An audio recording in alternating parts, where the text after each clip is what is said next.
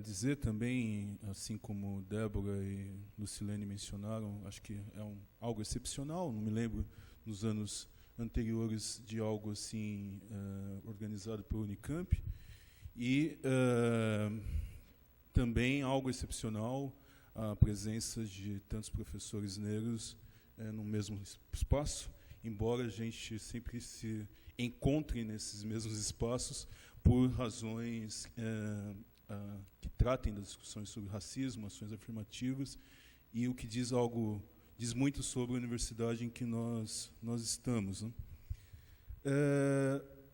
Quando foi proposto o tema para discutir, enfim, eu creio que o que eu tentei organizar aqui em termos de compartilhar ideias com vocês, tentando pensar algo a respeito do qual o significado de uma mesa sobre racismo estrutural, racismo institucional, para recepção de estudantes de graduação.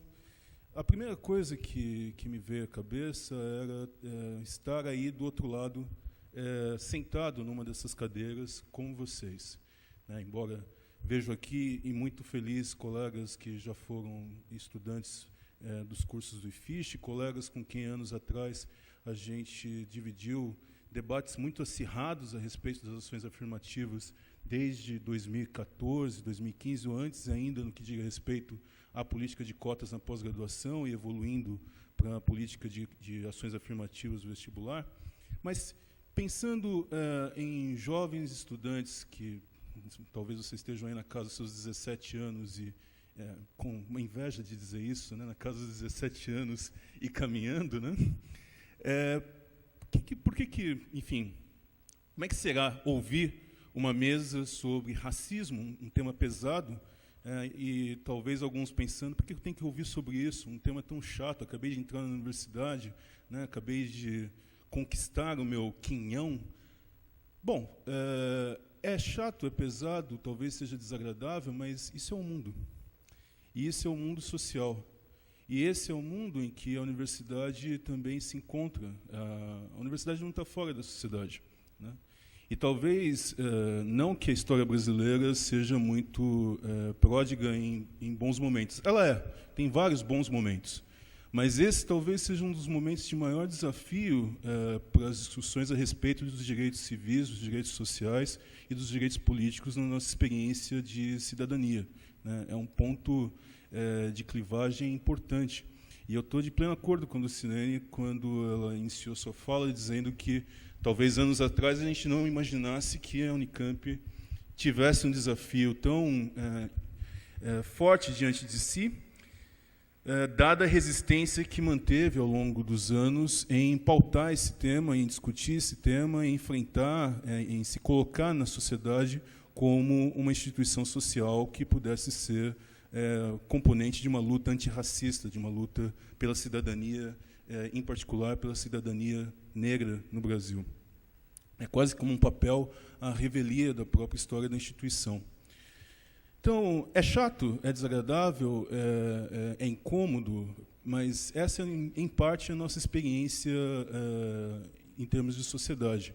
Eu espero terminar minha fala de uma maneira, meu texto, minha fala de uma maneira um pouco mais otimista, porque há algo que cada vez mais tem me preocupado como pesquisador, como estudioso de algumas dessas questões, que é, ao mesmo tempo, explicitar, discutir e mesmo denunciar a dimensão mortal que o racismo possui. É uma política de morte, é uma política de fixidez de lugares sociais, é uma política que trata mal a ideia de diferença, porque hierarquiza, ela não privilegia a diferença como um aspecto positivo da diversidade. Ela fixa lugares sociais, ela estereotipa imagens, ela mata pessoas, ela acaba com trajetórias. Mas, ao mesmo tempo, por outro lado, existe uma experiência da vida negra, a experiência da vida e da vida negra que não pode deixar de estar no nosso horizonte. De todos nós, pesquisadores com uma certa estrada, pessoas brancas e negras, e vocês, estudantes e ingressantes, cuja vida aqui nessa instituição se inicia, eu espero que por muito tempo, né? E uma dimensão positiva da vida, em particular da vida negra nesse país. Então, acho que a primeira coisa a se enfrentar, dado o tema, na minha perspectiva, enfim, perspectiva das ciências sociais, da sociologia, a primeira coisa a se enfrentar é que vocês não estão entrando num território neutro, né? A universidade não é um território neutro enquanto instituição social. É uma instituição que tem história, que tem projetos, que tem rituais, que tem formas de organização, que tem políticas, que tem disputas de ordens variadas, né? Desde o currículo, passando pelo dinheiro, passando pela política de organização do espaço, pelas políticas de acesso, enfim. E essas formas de organização não estão, enquanto instituição social, não estão desatreladas da nossa experiência societária, da nossa experiência social. A universidade, por mais que muitas vezes ela julgue o contrário, ela não se encontra fora do mundo social e não se encontra fora da sociedade. Em se tratando da sociedade brasileira, é uma sociedade que foi formada, foi estruturada por processos sociais de extrema desigualdade. E uma das formas de organização dessa extrema desigualdade é justamente a dimensão da diferença étnico-racial, né? A diferença étnico-racial que se amplia para a dimensão do racismo, né? Então, dito isso, há uma estrutura que objetiva, então, os espaços, que objetiva a política com relação às decisões de currículo, que objetiva a política com relação aos usos dos recursos públicos, que objetiva a política de concursos de entrada de estudantes, de funcionários, de professores, de maneira objetiva, e que também, de outro lado, estrutura subjetivamente a nossa relação com esse espaço.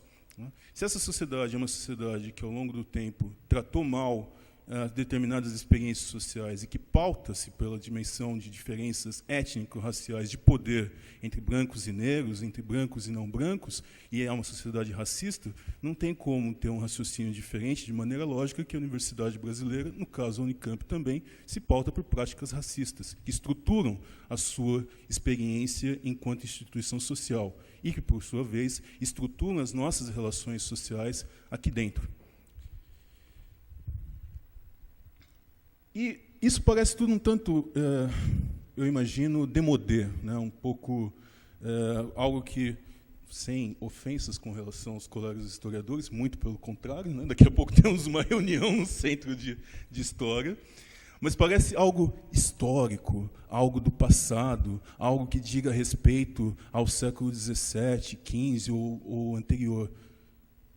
Então, se isso é verdade, por que a gente teve, nos últimos 3 anos, pelo menos, eventos públicos, eventos da nossa vida pública, em que nós somos recordados enquanto cidadãos negros e não negros da experiência da escravidão, da experiência absolutamente iníqua e mortal do que foi a escravização de pessoas negras, e isso é recordado como uma espécie de memória coletiva e até mesmo festiva. A foto da revista Vogue, que vocês devem ter visto nos últimos tempos, os debates que envolveram as fotos da revista Vogue. E é curioso que isso sempre acontece no começo do ano. Eu não sei se exatamente explicar o porquê, o que acontece entre janeiro e março no Brasil, que de vez em quando, nos últimos tempos, sempre tem esse tipo de situação. Mais recente, a foto da revista Vogue. O ano passado, e aí, de uma maneira irônica e horrível, na mesma semana em que a vereadora Marielle Franco e o seu motorista, Anderson Gomes, foram assassinados no Rio de Janeiro, Marielle Franco e Anderson, 2 pessoas negras, e Marielle, uma vereadora em posição de poder e ligada aos movimentos sociais negros, é assassinada. Na mesma semana, uma festa de debutante, se não me engano, no Pará, cujo tema era escravidão. Festa de 15 anos, de uma moça cujo tema da sua passagem para a vida adulta era o tema a escravidão. E no ano anterior, em 2017, mais ou menos nessa época também, de novo, eu não sei explicar porque é o começo do ano que isso ocorre, a discussão sobre o que é coisa de preto ou o que não é coisa de preto na fala de um apresentador da Rede Globo. Então, percebam, a gente não está falando do século XV, XVI, XVII, a gente está falando do século XXI, da nossa experiência cotidiana, imediata, daquilo que atinge a todos nós, que está no nosso horizonte das redes sociais, no nosso horizonte de leitura, no nosso presente imediato. Ou seja, algo que nos coloca responsabilidades de maneira, em níveis elevadíssimos com relação ao que a gente quer fazer com isso que a gente vive hoje, e, em particular, o que a gente quer fazer com aquilo que fazem de nós. E isso também diz respeito, de um lado, ao nosso cotidiano e às nossas experiências particulares, familiares e estruturais nessa sociedade. Os índices de mortandade, de genocídio da juventude negra, né? Em particular com as pessoas negras presentes aqui, que assim, conseguiram entrar nessa instituição, na universidade, há um conjunto, infelizmente, gigantesco de cemitérios sociais na nossa sociedade, pautado por jovens negros entre 15 e 24 anos, que são mortos sistematicamente na vida pública brasileira. E isso são dados do mapa do Atlas da Violência, o mapa da violência de 2017. Dados oficiais, né? De acordo com o Atlas da Violência, que foi publicado em 2017 pelo IPEA, com dados sobre violência entre 2005 e 2015, a cada 100 pessoas vítimas de homicídio no Brasil, 71 delas são negras. Né? Sendo que os negros, nesse universo, respondem a quase 80% dos indivíduos pertencentes a um grupo com mais de 10% de chances de serem vítimas fatais. Né? O Mapa da Violência também, uma de suas últimas edições, né, de 2017, ele tem como subtítulo A Cor dos Homicídios no Brasil, onde ele evidencia que jovens entre 15 e 24 anos, negros, correspondem a 72% dos mortos violentamente no nosso país. Né? Então, a cada 100 mil pessoas, numa etapa crucial das suas vidas escolares, do ensino médio à faculdade. Então, é um cemitério social daquilo que a gente está falando aqui, de um conjunto de cadeiras vazias, nos cursos de graduação e pós-graduação, em um momento absolutamente crucial da experiência formativa, cidadã e humana. Né? A universidade não pode se furtar a isso e não pode esquecer que faz parte desse universo e tem responsabilidades com ele. E a universidade não é uma instituição vazia. Muito pelo contrário, a universidade somos nós. A universidade são pessoas, então a responsabilidade é nossa. E creio que tem essa espécie de um eterno retorno do passado, né? 2017, 2018, 2019, com esses eventos de Coisa de Preto, morte de Marielle e Anderson, a festa de debutante com o tema da escravidão, a foto da Vogue, agora em 2019.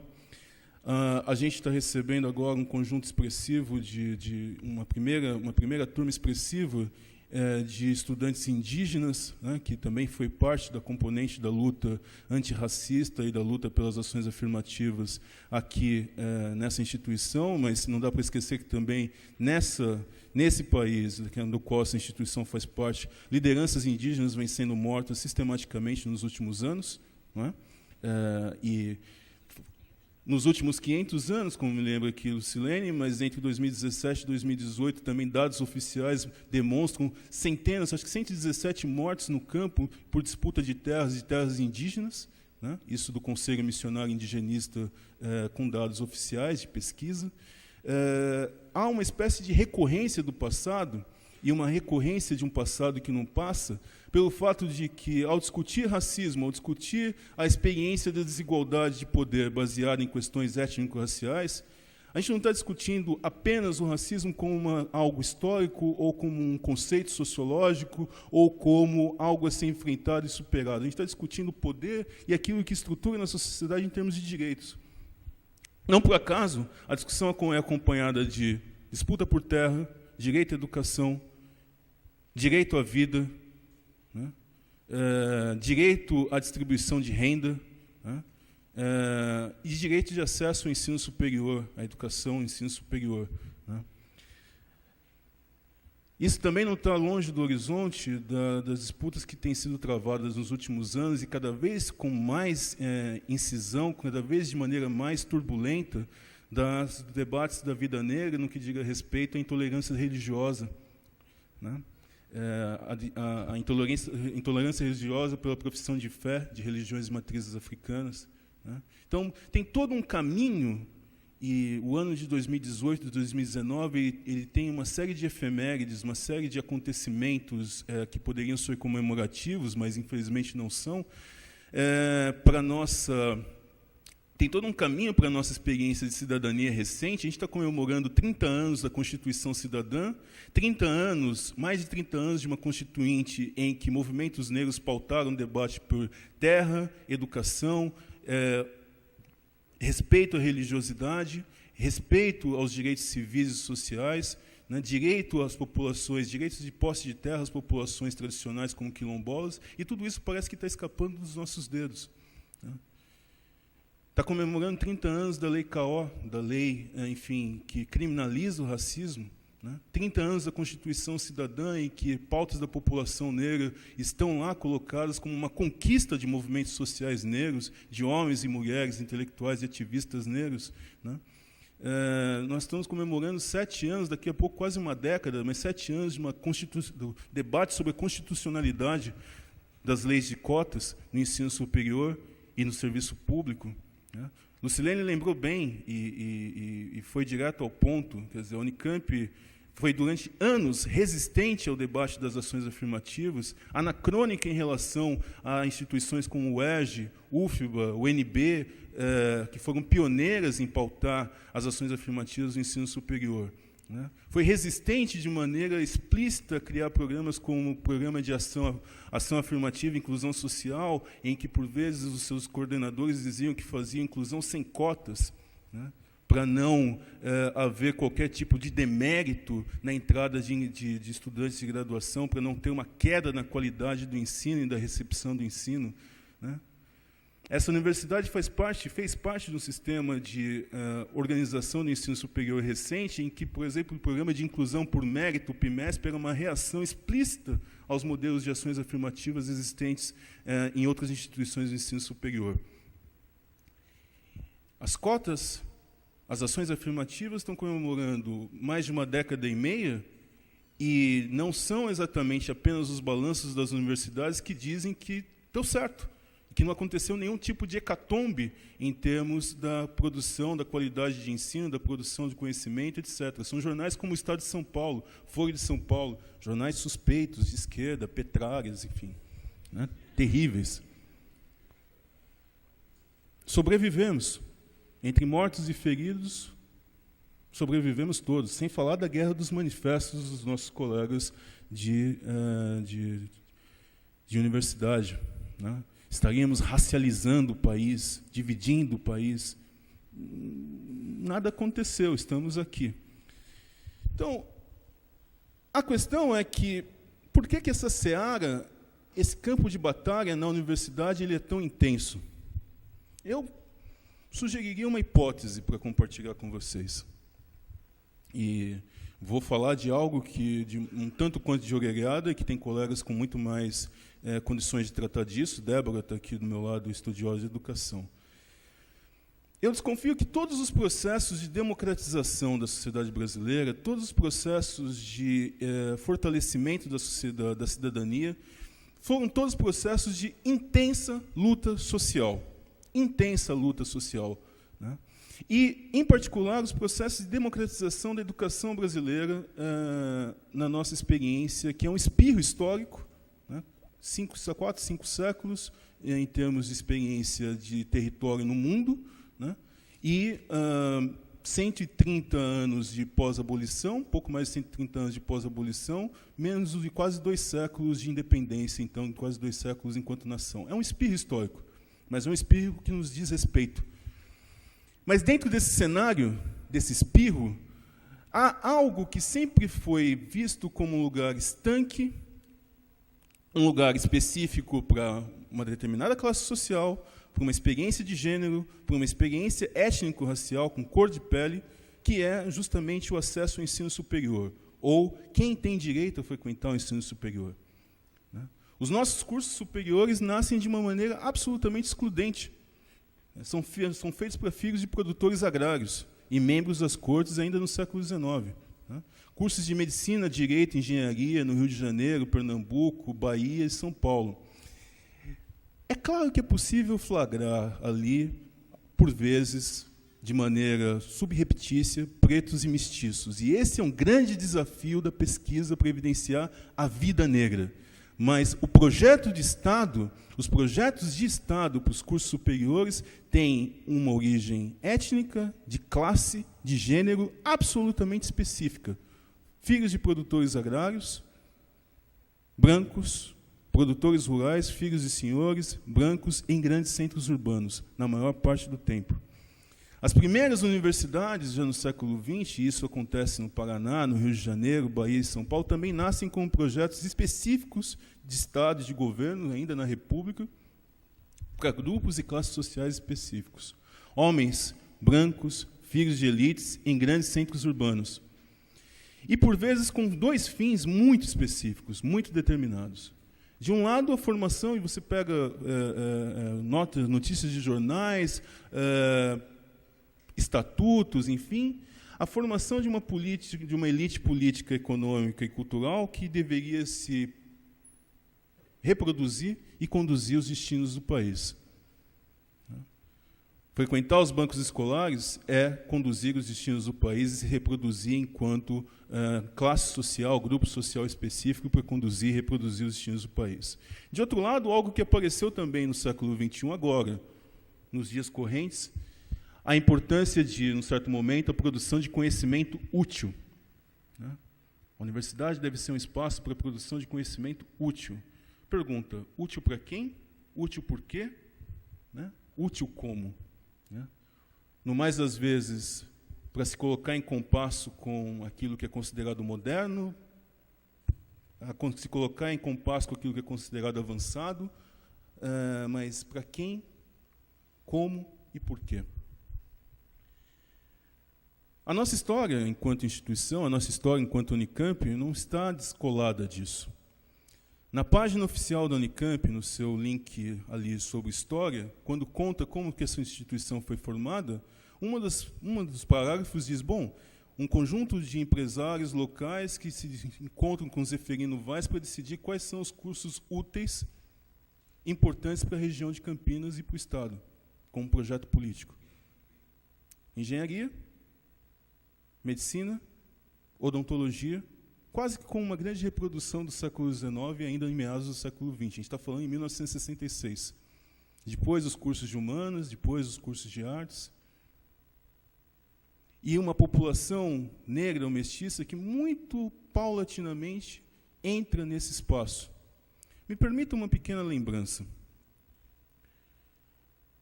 Eu acho que é um cenário absolutamente distinto hoje, em 2019, aquele que, há alguns anos atrás, gerou pelo menos duas dissertações de mestrado no âmbito da Faculdade de Educação e do Instituto de Filosofia e Ciências Humanas.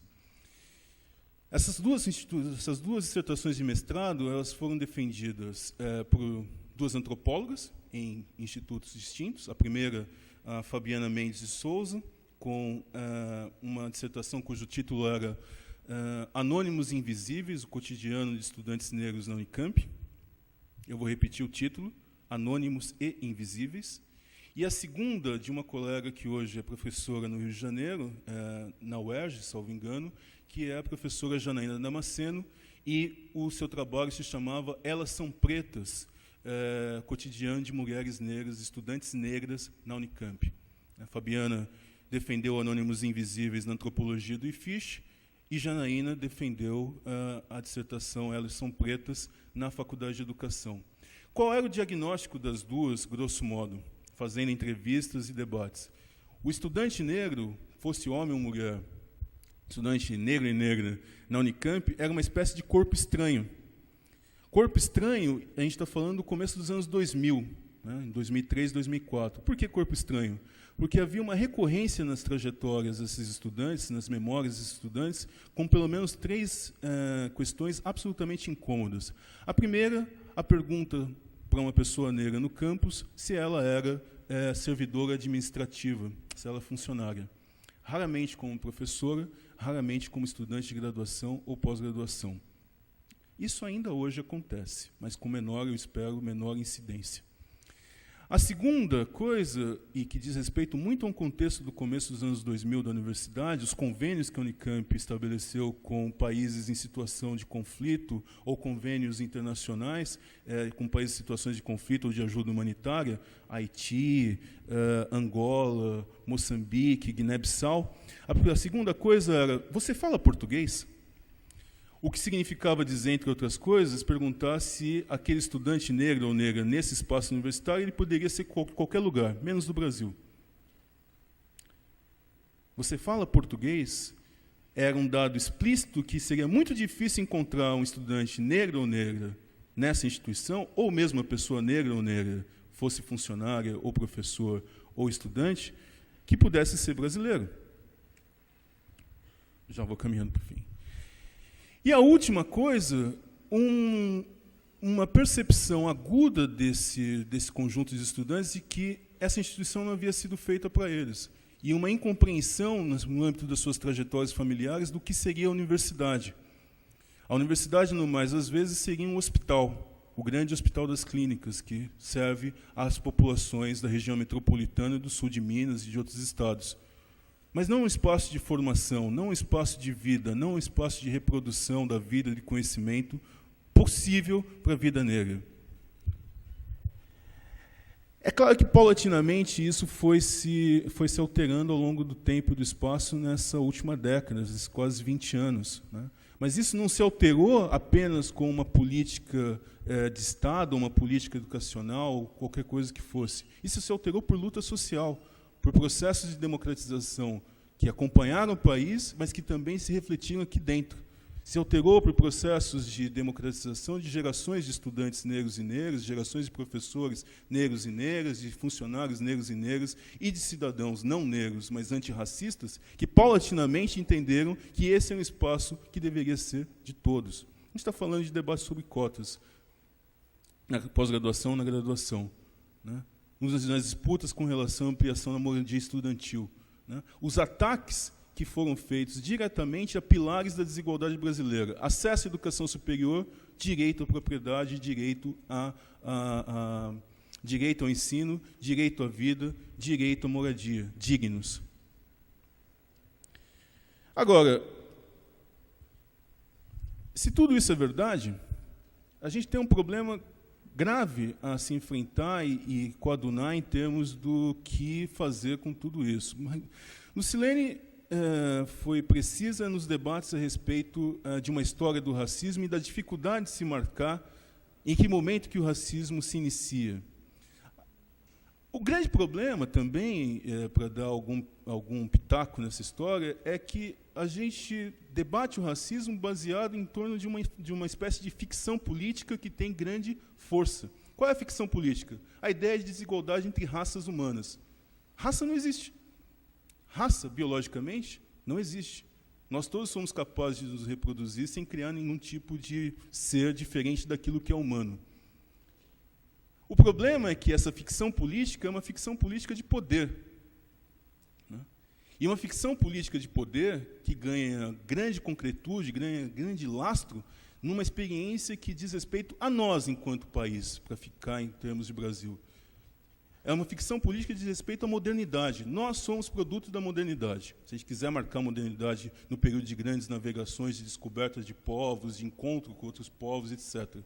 O encontro, a descoberta, a conquista de territórios, as grandes navegações implicam numa experiência de encontro da diferença. O moderno é a diferença. O moderno implica um debate sobre liberdade e igualdade, sobre desigualdade. Uma das perguntas do período da modernidade é o que é humano e o que não é. Por uma série de razões, por uma série de questões que a gente pode avançar depois, no mais das vezes aquilo que não era branco, não era masculino, não professava determinadas religiões e não pertencia a determinados espaços geográficos, no mais das vezes ocidentais, era não humano. Não sendo humano, é passível de conquista, de poder, de morte, de violência. Agora, o racismo, então, talvez tenha uma história moderna. O Brasil é produto dessa modernidade. Foi assim que nós nos criamos, foi assim que nós nos estruturamos. Falar sobre um racismo estrutural significa falar sobre as estruturas que compõem a própria fundação da sociedade brasileira.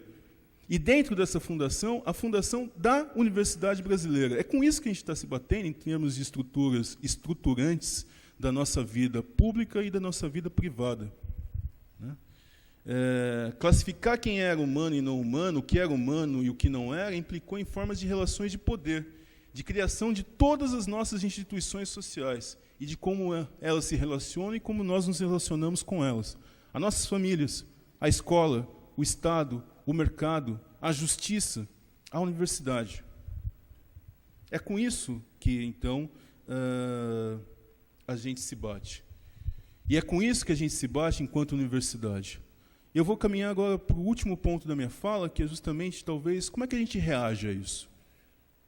E quais são as possibilidades de reação a isso?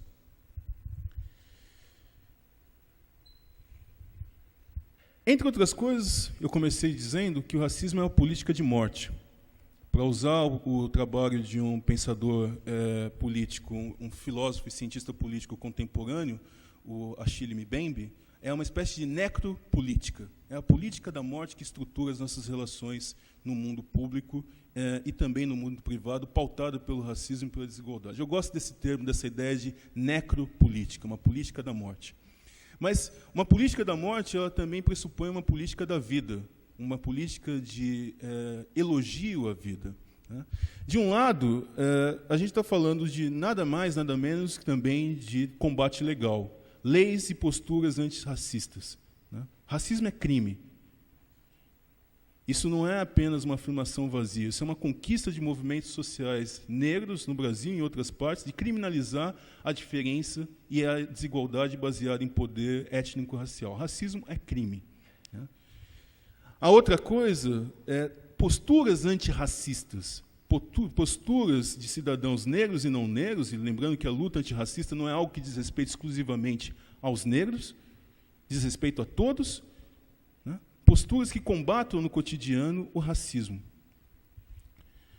E, por fim, eu acho que também tem uma espécie de importância para nós, que alguns já são pesquisadores do tema, ou que se interessam pelo tema, e para vocês que estão entrando na universidade nesse momento, algo que me parece ser fundamental, que é uma discussão a respeito da vida negra, já que a gente está condicionando aqui o debate de racismo ao mundo negro. A importância de evidenciar a potência da vida negra. E aqui eu vou me permitir ler uma parte de um texto a respeito disso, né, para não me perder e não terminar de maneira descompensada. Eu acho que não é ao acaso o fato que da vida familiar e privada, a vida pública negra no período do pós-abolição, nesses 130 anos que a gente tem de pós-abolição, e não apenas no Brasil, haja um esforço em afirmar que as nossas vidas importam. Isso não é apenas hashtag de Facebook, né? Hashtag vidas negras importam e coisas do tipo. Isso é muito mais, isso é cotidiano, isso é política. Né? As estratégias de resistência de famílias negras precisam, historicamente, ser analisadas e evidenciadas por todos nós, em particular por aqueles que pesquisam o assunto e por nós que vivemos isso. Tanto de uma política dos afetos, dos elogios à beleza física e à inteligência, da cobrança que, por vezes, é duplicada pela educação e pelo esforço, né? Matar 2 leões por dia, estudar estudando, vários de nós já ouvimos coisas semelhantes, né? Das tranças nos cabelos de crianças negras e no esmero que mães e pais negros em diferentes situações se desdobraram com seus filhos, ou ainda também da triste realidade de sobrevivência de mães negras que são cuidadoras isoladas de suas crianças. Isso também não é um tema demodê.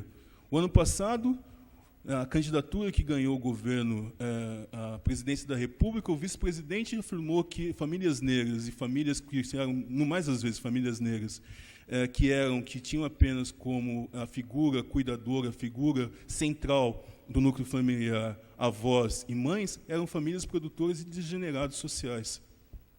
E, mesmo assim, ganhou a presidência da República. Isso é algo grave, isso não é algo demodê, isso é século XXI, isso é de 2018 e 2019.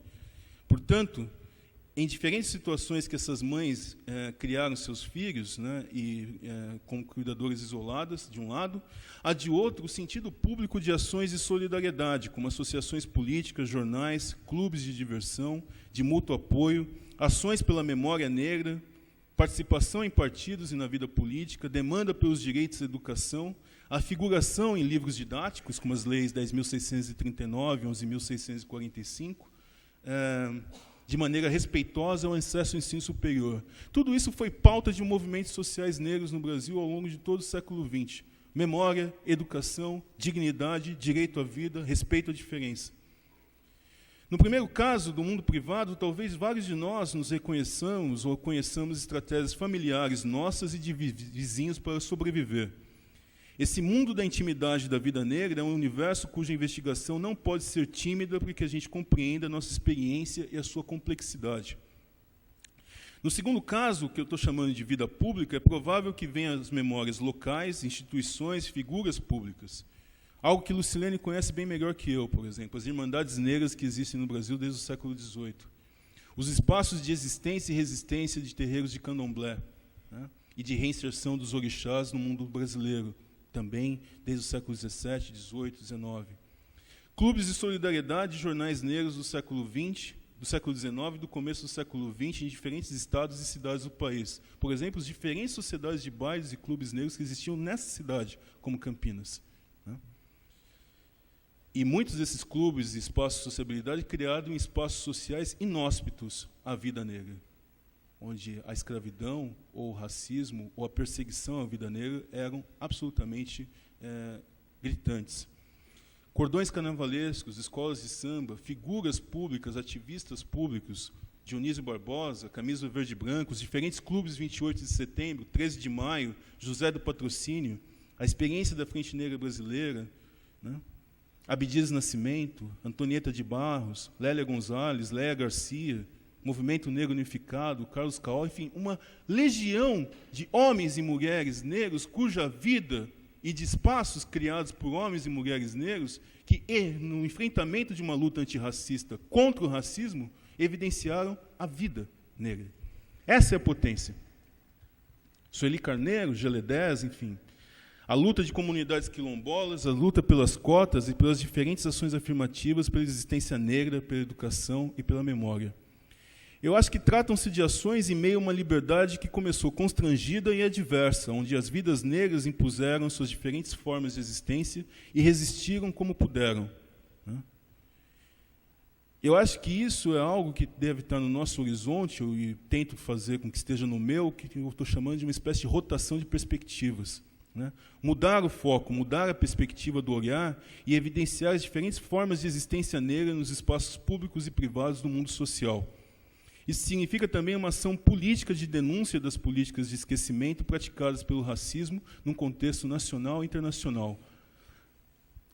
A necropolítica do racismo não é apenas matar fisicamente as pessoas. A necropolítica do racismo também tem a ver com uma política de esquecimento da memória. Portanto, evidenciar a vida significa um combate permanente contra a política do esquecimento da memória. Denunciar essa política de esquecimento do racismo significa lembrar que uma das ações mais perversas é negar o direito à existência, as marcas na vida privada, na vida pública e na recordação dos outros, nas memórias das pedras das cidades, no afeto dos outros, nos espaços de trabalho, nos corpos negros vivos que nos circundam e são mortos violentamente, sumindo do cenário. Sumir do cenário como sumiram os professores negros do Rio de Janeiro na virada do século XIX para o século XX. Isso é uma política de violência e de constrangimento da liberdade. E esse é o combate perpetrado por homens e mulheres negros, por movimentos sociais negros ao longo de todo o século XX e que nos alcança ainda no século XXI.